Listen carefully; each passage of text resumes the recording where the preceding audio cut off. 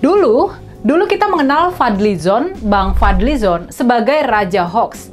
Ya, sebagai sumber hoax.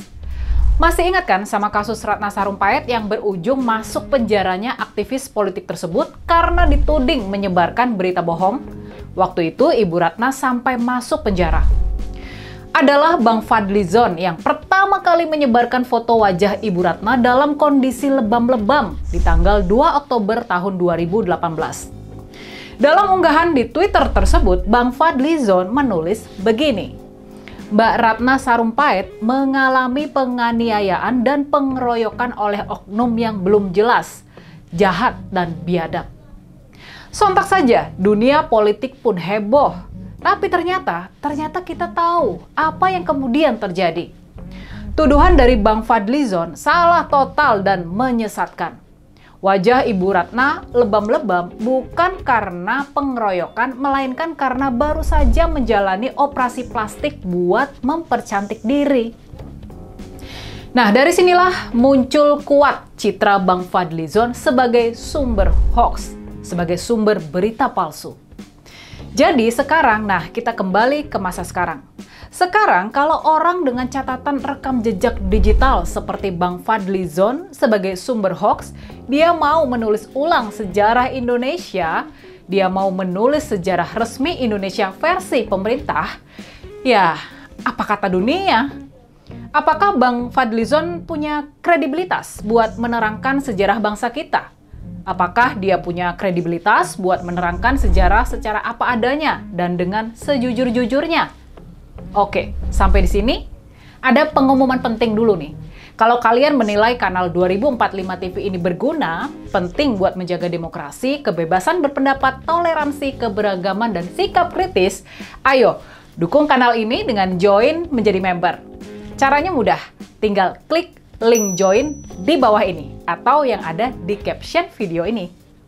Ayo kita dukung perjuangan 2045 TV demi Indonesia bisa menggapai cita-cita kemerdekaan menjadi negara maju, yang rakyatnya hidup makmur sejahtera.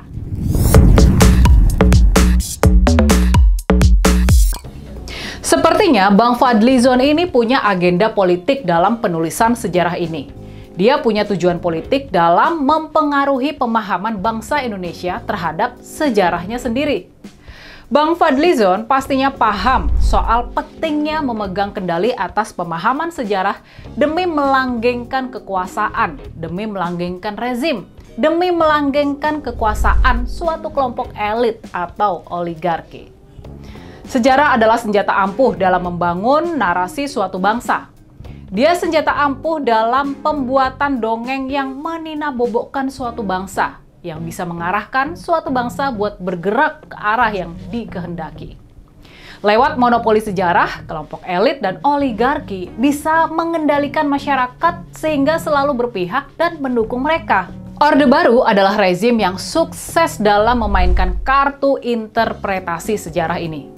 Di sepanjang era Orde Baru dilakukan kampanye sejarah desoekarnoisasi yang sukses membuat rakyat hilang respek pada sosok proklamator tersebut. Era Orde Lama Bung Karno digarisbawahi sebagai era penuh pergolakan dan instabilitas politik, di mana rakyat hidup susah dan harga-harga melambung tinggi. Interpretasi sejarah inilah yang dijejalkan kepada rakyat sehingga mereka melepas nilai-nilai yang dibangun generasi Bung Karno dan menerima nilai-nilai baru yang dibangun oleh generasi Pak Harto. Lalu pemerintahan Pak Harto pun melabeli diri sebagai Orde Pembangunan yang fokus pada ekonomi dan kesejahteraan rakyat. Berkaca pada sejarah era Orde Lama versi mereka, dipropagandakan narasi pentingnya stabilitas politik demi pembangunan. Inilah dasar argumen kenapa demokrasi dan kebebasan berpendapat ditekan di sepanjang era Orde Baru. Tapi kita tahu, sejarah sendiri menunjukkan kalau kebenaran nggak bisa dihalangi. Kebenaran sejarah nggak bisa ditutup-tutupi. Kebenaran akan menemukan jalannya sendiri buat terungkap dan diketahui oleh rakyat.